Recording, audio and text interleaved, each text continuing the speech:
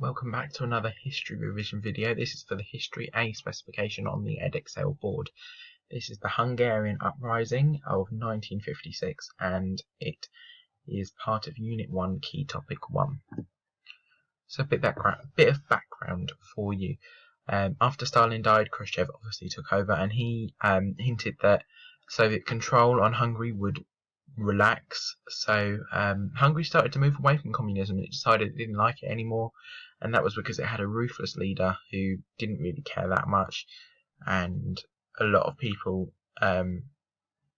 was against the leader at the time.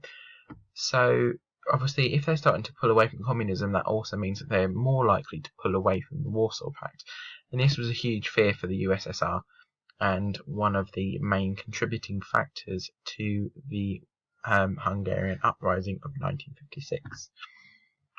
So, some of the impact of Soviet rule on Hungary. Hungary suffered a lot under Stalin's control. He made sure that food and industrial products were sent to Russia. This took away a lot of their trade. It meant that they couldn't trade with other countries, which meant that loads of different products could no longer be sold to their allies, and they couldn't make as much income for the government.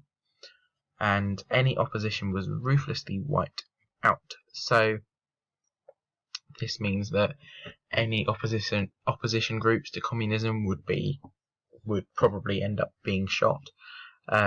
Demonstrations would probably end up in the members being shot, as in communism, free speech and criticism of the government is not allowed. So, de-Stalinization. When Stalin died in 1953, Khrushchev took over. Hard Russian words.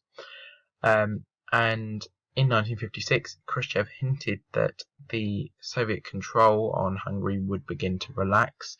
Hungarians started to demonstrate against communism, so they started to pull away from communism, and Khrushchev appointed a more liberal, so more free leader.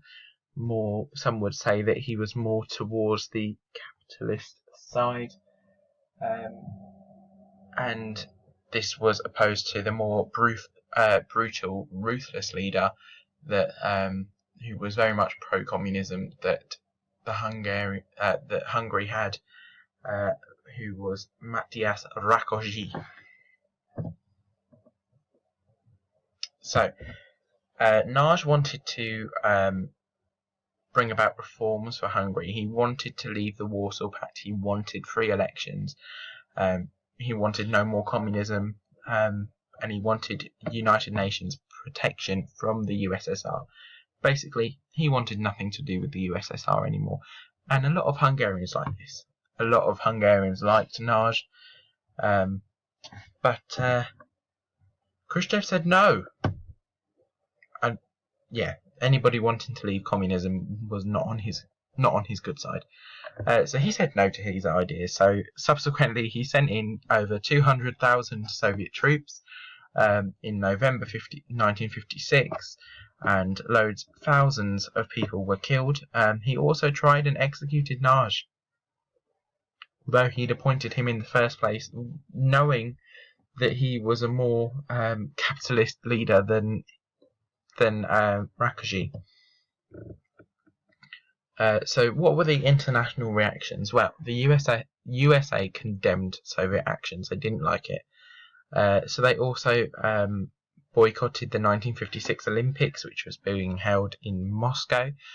And the USA supported the uprising with money and medical aid. So they were, obviously, this was a massive chance for the USA to show the Hungarians what capitalism was all about and try and get them to join capitalism once the uprising was over. It also accepted 80,000 refugees into the USA, and subsequently Soviet control was heightened throughout the satellite states because they did not like the idea that they were having the Hungarian uprising, and subsequently thought that possibly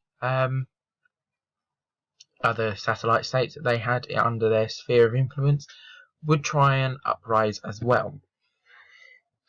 So just to finish off here, we've got a little picture of it was a typical thing that Stalin did. He liked to make statues of himself to remind the satellite states that he was boss, basically.